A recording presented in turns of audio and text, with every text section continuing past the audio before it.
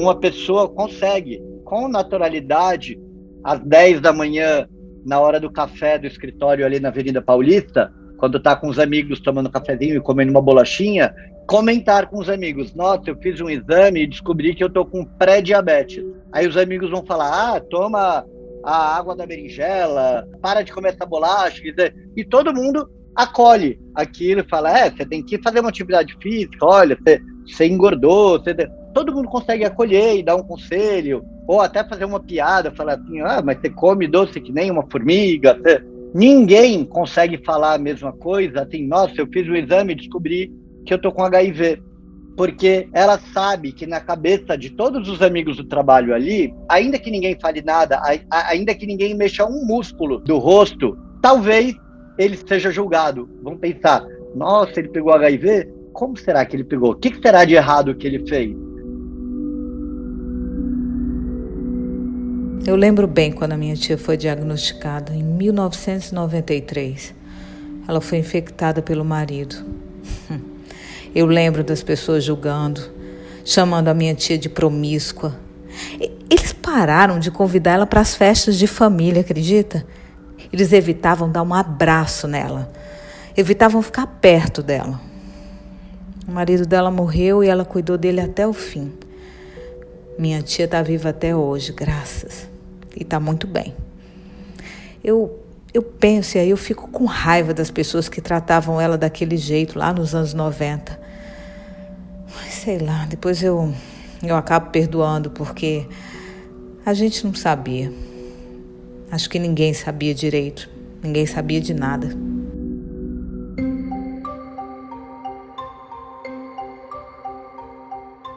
Se até hoje o HIV é um vírus cercado de desinformação e desconhecimento, nos primeiros anos da epidemia era tudo ainda pior. No último episódio, a gente falou sobre o caos absoluto que foi o momento inicial de aparecimento do vírus e também do enorme desafio que foi o seu enfrentamento. Nesse segundo episódio, a gente vai te contar um pouco sobre como a comunidade científica reagiu ao HIV, desde a sua identificação até os tratamentos atuais que trouxeram uma nova e esperançosa realidade. Mesmo assim, os obstáculos continuam. Afinal, a gente está falando de um vírus e uma doença que ainda carregam um estigma tão grande que até hoje encontramos muita resistência em aspectos básicos de prevenção e controle, como a testagem regular e a adesão ao tratamento. Esse é o segundo episódio de HIV, do Causa Cura. A esperança é uma evidência científica. Eu sou o Pedro Neves e junto aqui da minha amiga Vivian Avelino Silva, nós vamos te conduzir nessa jornada. É isso aí, Pedro. Lembrando que esse podcast é uma temporada especial dos nossos podcasts Saúde, Diversidade e Cultura Transviada. A realização desse projeto é do Instituto Saúde e Diversidade, com o apoio do Estudo Hope. E convidamos vocês a entrarem nas nossas redes sociais para acessar um conteúdo ampliado sobre esses assuntos que vamos abordar aqui. Sejam muito bem-vindos, bem-vindas e bem-vindos.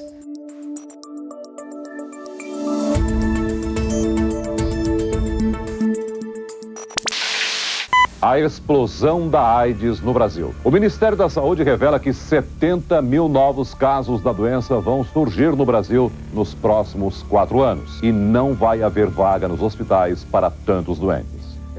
Essa gravação mostra a abertura de um assustador Globo Repórter no início dos anos 90. Quase 10 anos após o aparecimento do HIV, a situação ainda era catastrófica, com a dificuldade em encontrar tratamentos e o alto índice de letalidade que perdurava por mais de uma década.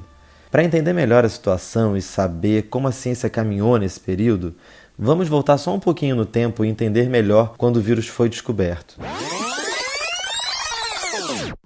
Embora os primeiros casos de AIDS tenham sido identificados em 1981, o HIV, vírus da imunodeficiência humana, foi descoberto só em 1983 por cientistas em 2 laboratórios, um na França, liderado pela François Barré-Sinoussi e pelo Luc Montagnier, e outro nos Estados Unidos, liderado pelo Robert Gallo. Na época, inclusive, houve uma controvérsia sobre quem descobriu o HIV primeiro, e no fim, os 2 grupos dividiram o Prêmio Nobel de Medicina em 2008. O Drauzio Varela nos lembrou aqui sobre esse episódio. Quando foi descoberto o vírus, porque o vírus foi descoberto em 83, 2 anos depois que surgiram os primeiros casos, né? Aí houve aquela celeuma do Robert Gallo, com Montagnier, etc., uma coisa ridícula que não precisava ter acontecido, né?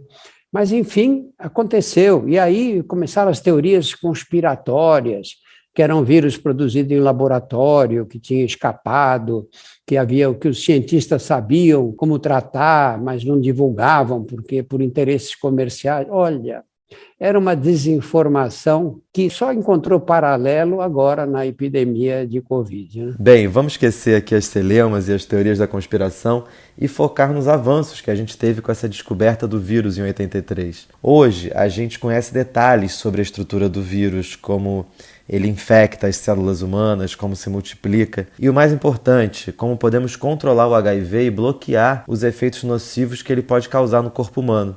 E agora a gente vai ter esse papo aqui com uma linguagem um pouco científica, mas que vai ser importante para vocês entenderem como é a estrutura e o funcionamento do vírus. O Rico Vasconcelos, que abriu lá no início o episódio, vai nos explicar melhor sobre isso. O Rico é médico infectologista do Núcleo de Medicina Afetiva, ativista e pesquisador do Hospital das Clínicas da Faculdade de Medicina da USP. O HIV tem uma molécula na parte de fora do seu envelope que se chama GP120. A GP120 se encaixa em um receptor que está presente em algumas células do nosso organismo, chamado CD4. Depois desse encaixe, o HIV consegue entrar na célula e iniciar o seu ciclo de replicação. Esse processo vai lentamente destruindo as células CD4 e deixando o sistema imune fraco, geralmente vários anos depois da infecção inicial. O Rico acabou de falar para a gente um pouco sobre a patogenia do HIV. A patogenia seria o processo através do qual uma doença se desenvolve. E realmente é super importante ter esse papo mais teórico para entender como os cientistas desvendaram os detalhes do processo de multiplicação do HIV e com isso conseguiram desenvolver os tratamentos que bloqueiam várias dessas etapas. As tais etapas que o Rico estava nos contando ali quando fala da patogenia do HIV. Jornal do Brasil de 7 de abril de 1992. O cientista francês Jean-Luc Montagnier, responsável pelo isolamento do vírus da AIDS, disse ontem que a possibilidade de sobrevida dos portadores de HIV, hoje em torno de 10 anos, pode aumentar nos próximos anos. A conquista será possível com o uso de medicamentos combinados. Com o avanço das pesquisas e dos estudos, hoje temos a possibilidade de combinar esses medicamentos, sendo possível bloquear totalmente a multiplicação do HIV. E o que isso quer dizer? É isso mesmo que você está pensando. Bloqueando totalmente a multiplicação, a carga do vírus no sangue fica indetectável. E sim, isso mudou completamente essa história. Além do mais, hoje em dia temos medicamentos que são fáceis de tomar e causam poucos ou nenhum efeito colateral. Mas, infelizmente, nem sempre foi assim. No começo não existiam medicamentos suficientes para fazer os esquemas combinados. Os remédios eram mais tóxicos e muito menos potentes. O Drauzio festeja aqui como nós evoluímos nos últimos anos. Porque na época que a gente fazia monoterapia, não dava nem vontade. Porque o impacto, quando havia, era mínimo, insignificante. O AZT a gente usava 1.200 miligramas. Você imagina, 1.200 miligramas de AZT por dia. Eu vi doentes que apareceram, lembro de uma menina que era uma menina de classe social mais baixa, eu tratava ela no consultório, ela nem pagava, nem nada. Um dia ela chega no consultório com 4 gramas de hemoglobina. 4 gramas de hemoglobina. Era o AZT. Dava uma depressão medular grande, Deus me livre. E você não via resultado. E, de repente, aparecem os medicamentos que você dá para o doente na semana seguinte, ele aparece bem melhor, mas outra semana, um mês depois, ele está ótimo, né? Sensacional. Se tem uma coisa que mudou muito da década de 90, no meio da década de 90, que é quando termina aquele período que eu chamei de HIV catástrofe, foi o tratamento antirretroviral. Lá no final da década de 90, a gente começa a usar alguns medicamentos que, de fato, conseguiam controlar a infecção por HIV, mas eram verdadeiros veneninhos. A pessoa tinha que enfrentar, para conseguir manter o seu HIV sob controle, uma série de possíveis efeitos colaterais, alguns deles até que podiam deformar o corpo da pessoa. Então, aquilo que eu falei agora há pouco, que o HIV, quando virava AIDS, fazia a pessoa adoecer, emagrecer e ficar internado na UTI, escancarava que aquele cara tinha HIV, imagina um remédio que escancara também, que muda o seu corpo e faz com que você fique com uma cara de uma pessoa que toma antirretroviral. O nome disso a que eu estou me referindo era a chamada lipodistrofia, que era a alteração da distribuição da gordura corporal que, entre outras causas, os antirretrovirais lá do passado poderiam causar.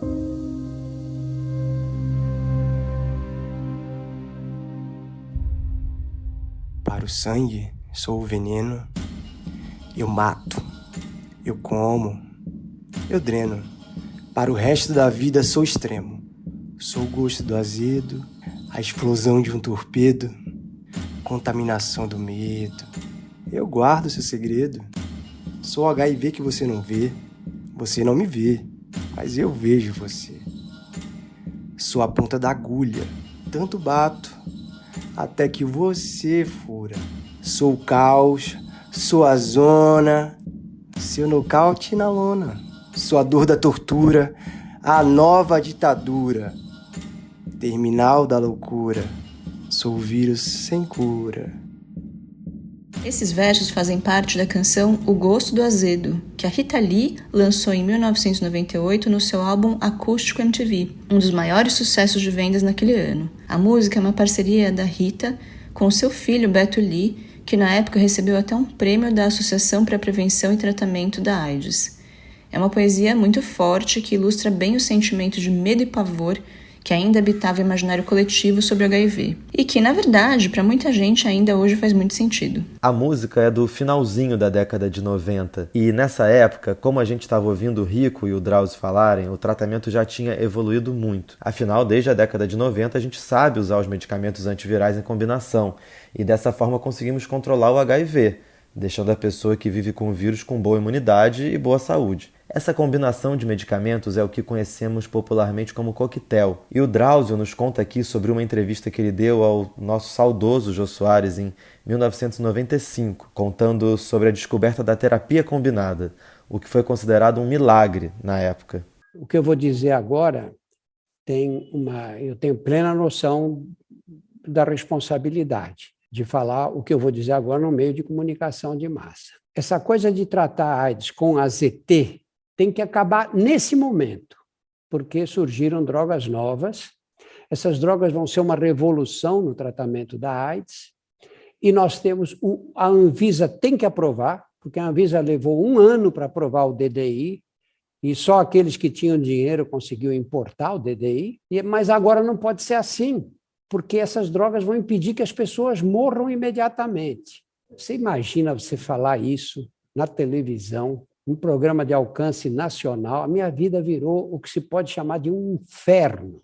E a gente lembra aqui que estávamos na metade dos anos 90, ainda com a internet absolutamente rudimentar e sem telefones celulares.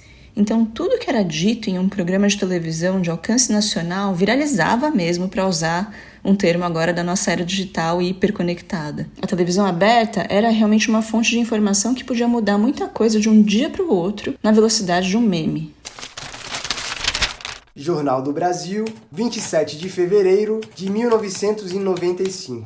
O anúncio sobre resultados promissores de uma nova família de remédios no tratamento para a AIDS deixou para trás o pessimismo da comunidade científica, que tenta vencer a batalha contra o HIV. O combate ao HIV toma novo rumo a partir de agora. Para a surpresa de especialistas, pesquisas realizadas em pacientes de AIDS, cujos resultados foram anunciados em conferência em Washington no começo do mês, apontam a vulnerabilidade do HIV diante de novas combinações de agentes antivirais e a administração de inibidores de proteases, substâncias que atacam enzimas do HIV, não combatidas pelo uso do AZT.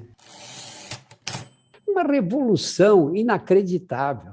Você vê assim uma doença uniformemente fatal, de repente vira uma doença crônica, que ninguém mais morre. Sim, e a gente pode soar repetitivo aqui, mas nunca é demais festejar essa revolução que o tratamento com a terapia combinada trouxe e que deixou o Drauzio tão animado, tão esperançoso. Hoje em dia, aquele termo coquetel, que ficou famoso, nem é adequado mais, já que o tratamento se simplificou. Não cabe mais hoje a gente chamar de coquetel, porque não são vários comprimidos, não são vários medicamentos, e a gente agora, no início dessa década, está até entrando numa onda que os cientistas têm chamado de simplificação do esquema antirretroviral, porque a gente percebeu que com medicamentos mais modernos e mais potentes, a gente nem precisa de tantos medicamentos assim. Antigamente a gente usava 3, hoje em dia parece que com 2, dependendo do esquema que a pessoa toma, já é possível manter o HIV controlado. Hoje a pessoa que tem HIV, ela tem uma vida absolutamente normal, como qualquer outra pessoa. Então, no meu caso, por exemplo, eu comecei a tomar em 2012. Eu lembro que os primeiros remédios que eu tomei, eles me causavam alucinação, eu tinha dificuldade cognitiva. Durante uns 2 anos, assim, eu demorei muito para me acostumar. E hoje não, hoje eu tomo 2 remédios, são 3 comprimidos na hora de dormir. Eu nem lembro que eu tenho HIV, assim, não tem nenhum efeito colateral, nenhum impacto na minha vida. Virou uma atividade mecânica, vamos dizer assim, tomar o remédio. Então, as pessoas Esse que vocês ouviram é o Cláudio Lazas, que nos contou no primeiro episódio que tinha muito medo do HIV, mas hoje convive muito bem com o vírus, chegando até a se esquecer dele. Nunca é demais repetir também que HIV e AIDS não são a mesma coisa. Você que nos ouviu até aqui já deve saber, mas é importante sempre lembrar. Com o tratamento, uma pessoa que vive com HIV nunca vai chegar no estágio de AIDS. Se uma pessoa que vive com HIV não faz o tratamento, seja porque ela não sabe que vive com o vírus ou porque teve alguma dificuldade para tomar os remédios, aí sim o HIV continua invadindo novas células e se multiplicando. Esse processo pode persistir por alguns anos sem que a pessoa sinta qualquer sintoma, e depois de um bom tempo, o vírus foge do controle e acaba prejudicando a imunidade da pessoa. Essa fase em que a pessoa que vive com HIV desenvolve uma queda importante da imunidade é o que chamamos de AIDS.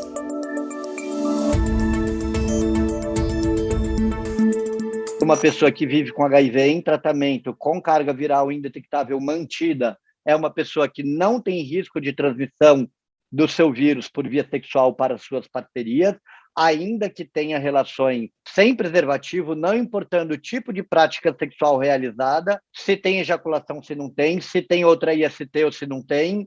Não há risco de transmissão desde que a pessoa esteja com HIV controlado.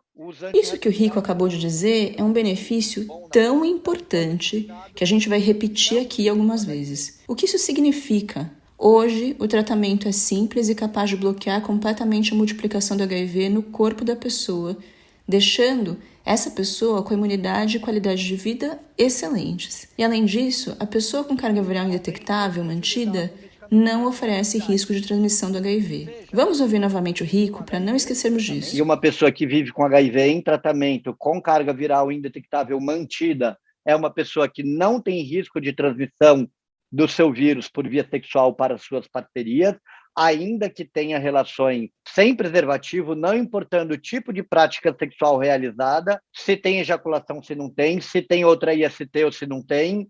Não há risco de transmissão desde que a pessoa esteja com HIV controlado. É isso, minha gente. Uma pessoa que vive com HIV, sob tratamento e com carga viral indetectável há pelo menos 6 meses, não transmite mais o HIV por via sexual. Indetectável é igual a intransmissível. Indetectável é igual a intransmissível. Mas então, Vivi, eu fico aqui pensando, a gente já tem uma grande solução.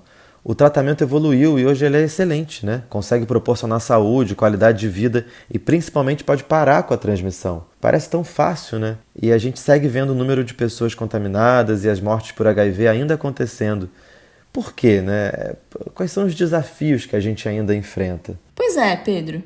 É por isso que a gente faz questão de falar bastante nessa temporada especial sobre a história e sobre como o estigma desse vírus, que foi criado lá atrás e ainda se mantém no imaginário coletivo, porque aí reside o grande desafio para o controle do HIV. A gente falou bastante sobre isso no primeiro episódio e um pouco também nesse. O estigma é uma barreira para as pessoas terem acesso ao teste do HIV. O próprio fato de muitas pessoas não saberem ou não acreditarem que indetectável é igual a intransmissível, inclusive muitos profissionais de saúde, também tem a ver com o estigma. Por causa do estigma, alguns profissionais que até sabem que indetectável é igual a intransmissível preferem não propagar essa informação. Eu consigo me lembrar de histórias de pessoas que tiveram muita dificuldade de ter outros relacionamentos afetivos e sexuais depois do HIV. Pessoas, inclusive, que optaram por não se relacionar mais, infelizmente. E pessoas que com muita dificuldade e com muito tempo até conseguiram se permitir a isso, né? Mas sempre com a ideia de que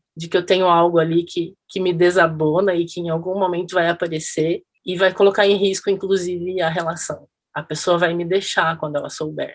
Então... E aqui a gente escuta a Luísa Azen, psicóloga e psicanalista, que atuou durante muitos anos no cuidado a pessoas vivendo com HIV no SUS. Ela fala um pouquinho aqui conosco sobre como esse desconhecimento e esse estigma podem afetar a pessoa que vive com HIV. Outro desafio, que inclusive também está relacionado com o estigma, é a adesão ao tratamento. Tomar remédio diariamente para uma doença crônica nunca é fácil, mas tomar remédio para tratar uma doença que muitas vezes é um segredo ou uma questão cercada assim de preconceito acaba sendo ainda mais difícil.